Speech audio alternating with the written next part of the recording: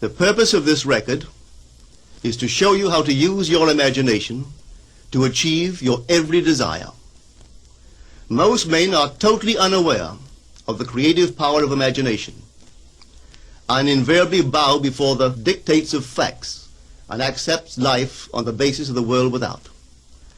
But when you discover this creative power within yourself, you will boldly assert the supremacy of imagination and put all things in subjection to it. When the man speaks of God in man, he is totally unaware that this power called God in man is man's imagination. This is the creative power in man. There is nothing under heaven that is not plastic as potter's clay to the touch of the shaping spirit of imagination. Once a man said to me, "You know, Neville, I love to listen to you talk about imagination. But as I do so, I invariably touch the chair with my fingers and push my feet into the rug, just to keep my sense of the reality and the profundity of things." Well, undoubtedly he is still touching the chair with his fingers and pushing his feet into the rug. But now let me tell you another one who didn't touch with her fingers and didn't push that foot of hers onto the board of the streetcar. It's the story of a young girl, just turned 17. It was Christmas Eve, and she is sad of heart. For that year, she had lost her father in an accident, and she's returning home to what seemed to be an empty house. She was untrained to do anything, so got herself a job as a waitress. This night is quite late, Christmas Eve. It's raining. The car is full of laughing boys and girls home for their Christmas vacation.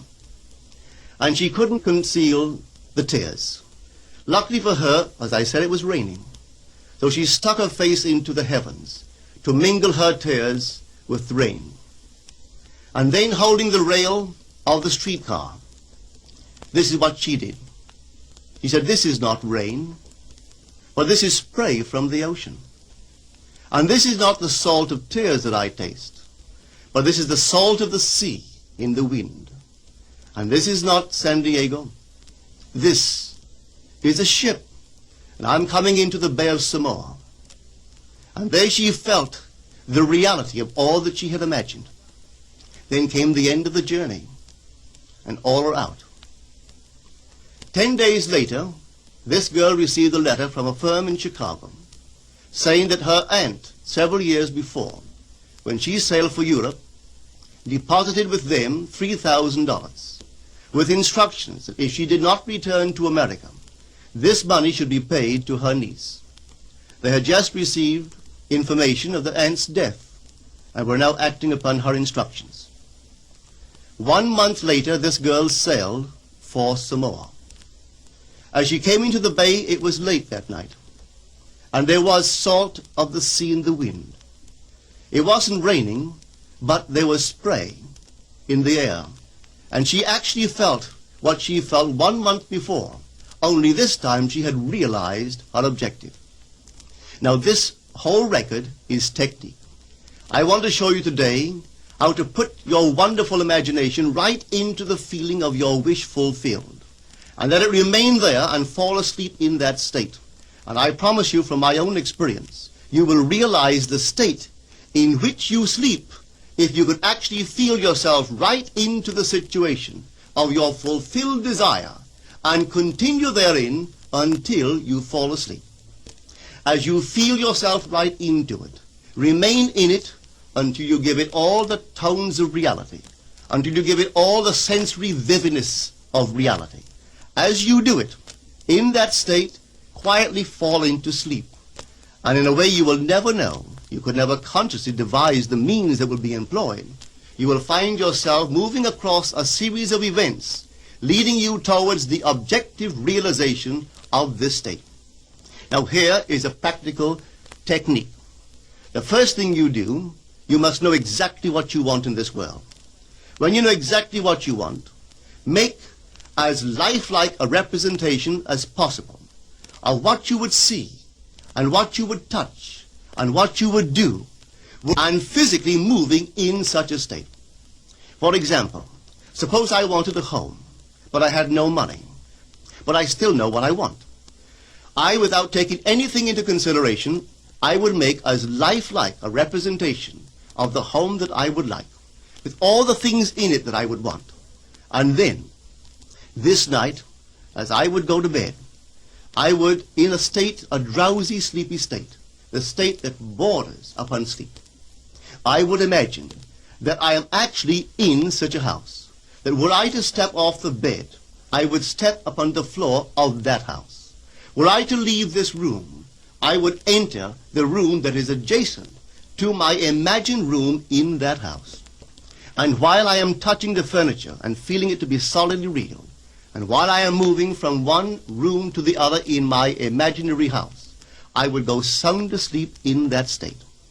And I know that in a way I could not consciously devise, I would realize my house. I have seen it work time and time again. If I wanted promotion in my business, I would ask myself what additional responsibilities would be mine were I to be given this great promotion. What would I do? What would I say? What would I see? How would I act? And then in my imagination, I would begin to see and touch and do and act as I would outwardly see and touch and act were I in that position.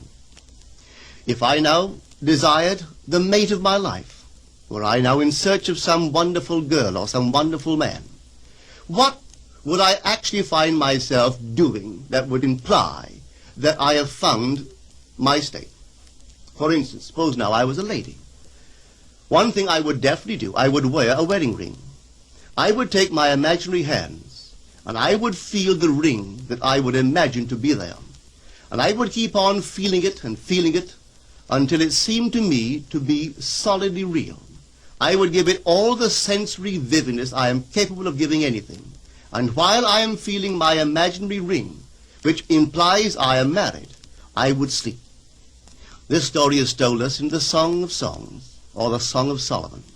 It is said, "At night on my bed, I sought him whom my soul loveth. I found him whom my soul loveth, and I would not let him go, until I brought him into my mother's house, right into the chamber of her that conceived me." If I would take that beautiful poem and put it into modern English, into practical language, it would be this. While sitting in my chair, I would feel myself right into the situation of my fulfilled desire. And having felt myself into that state, I would not let it go. I would keep that mood alive, and in that mood, I would sleep. That is, taking it right into my mother's chamber, into the chamber of her that conceived me. You know, people are totally unaware of this fantastic power of the imagination. But when man begins to discover this power within him, he never plays the part that he formerly played. He doesn't turn back and become just the reflective life. From here on in, he is the affecter of life. The secret of it is to center your imagination in the feeling of the wish fulfilled and remain therein. For in our capacity to live in the feeling of the wish fulfilled lies our capacity to live the more abundant life. Most of us are afraid to imagine ourselves as important and noble individuals, secure in our contribution to the world, just because at the very moment that we start our assumption, reason and our senses deny the truth of our assumption. We seem to be in the grip of an unconscious urge which makes us cling desperately to the world of familiar things and resist all that threatens to tear us away from our familiar and seemingly safe moorings. But I appeal to you to try it. If you try it, you will discover this great wisdom of the ancients, for they told it to us in their own strange, wonderful, symbolical form. But unfortunately, you and I misinterpreted their stories and took it for history when they intended it as instruction to simply achieve our every objective. You see, imagination puts us inwardly in touch with a world of states. These states are existent, they are present now, but they are mere possibilities while we think of them. But they become overpoweringly real when we think from them and dwell in them. You know, there's a wide difference between thinking of what you want in this world and thinking from what you want. Let me tell you, when I first heard of the strange and wonderful power of the imagination, it was in 1933 in New York City. An old friend of mine taught it to me. He turned to the 14th of John, and this is what he read. In my Father's house are many mansions. If it were not so, I would have told you. I go to prepare a place for you. And if I go and prepare a place for you, I will come again and receive you unto myself, that where I am, there ye may be also. He explained to me that this central character of the Gospels was human imagination. That mansion was not a place in some heavenly house, but simply my desire. If I would make a living representation of the state desired, and then enter that state and abide in that state, I would realize it. At the time, I wanted to make a trip to the island of Barbados in the West Indies, but I had no money.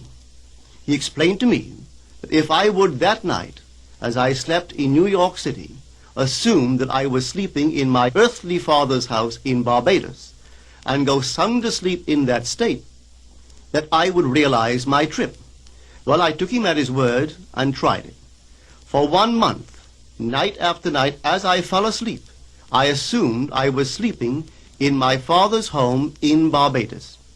At the end of my month, an invitation from my family came, inviting me to spend the winter in Barbados. I sailed for Barbados the early part of December of that year. From then on, I knew I had found this Savior in myself. The old man told me that it would never fail. Even after it happened, I could hardly believe that it would not have happened anyway. That's how strange this whole thing is. On reflection, it happens so naturally. You begin to feel or to tell yourself, well, it would have happened anyway. And you quickly recover from this wonderful experience of yours. It never failed me if I would give the mood, the imagined mood, sensory vividness. I could tell you unnumbered case histories to show you how it works. But in essence, it's simple. You simply know what you want. When you know what you want, you're thinking of it. That is not enough. You must now begin to think from it. Well, how could I think from it? I am sitting here, and I desire to be elsewhere.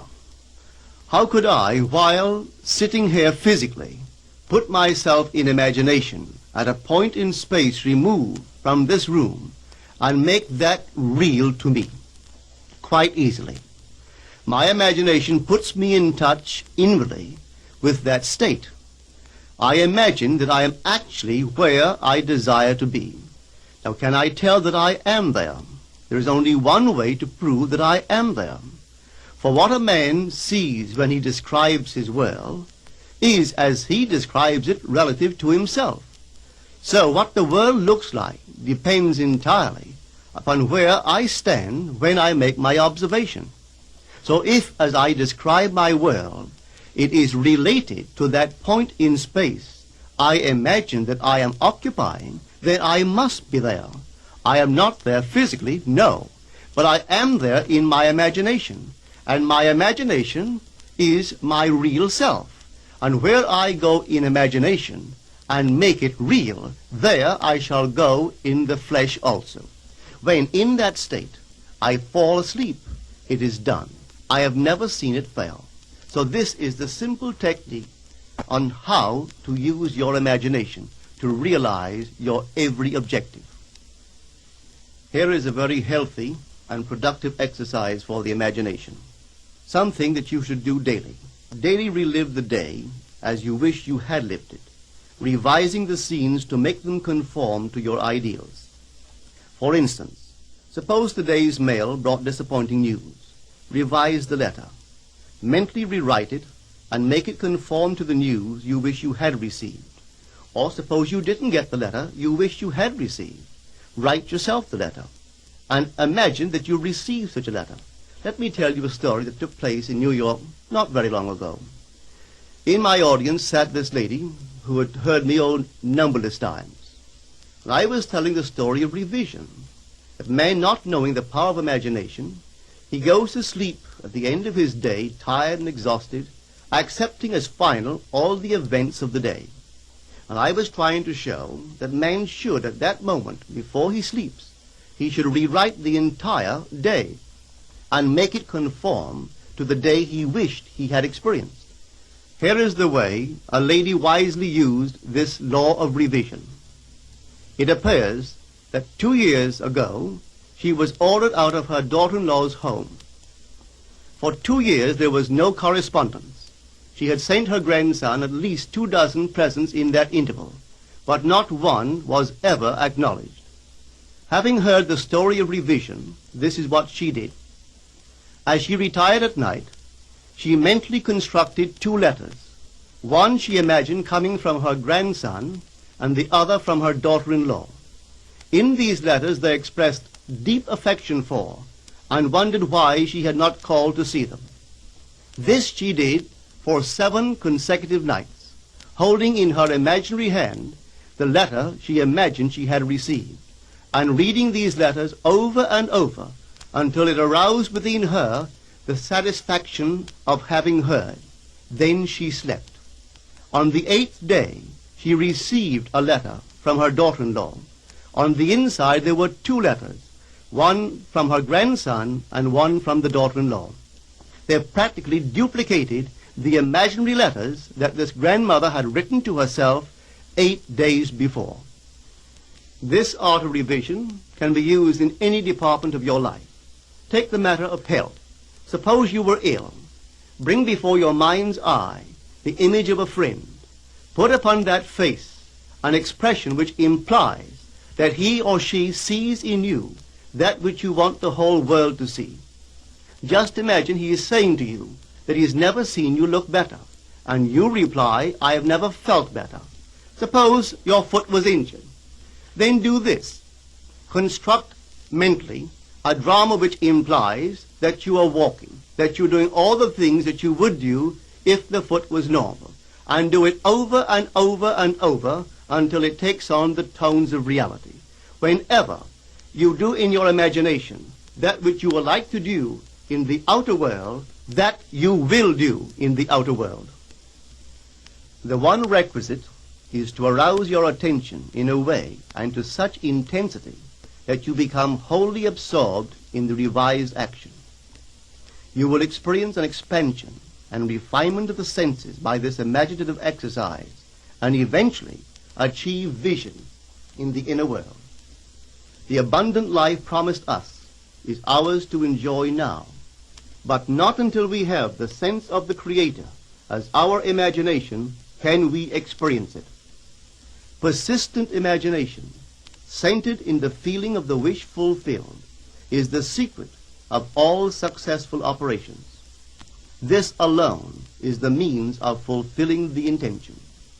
Every stage of man's progress is made by the conscious, voluntary exercise of the imagination. Then you will understand why all poets have stressed the importance of controlled, vivid imagination. Listen to this one by the great William Blake. In your own bosom you bear your heaven and earth, and all you behold, though it appears without, it is within, in your imagination, of which this world of mortality is but a shadow. Try it, and you too will prove that your imagination is the Creator.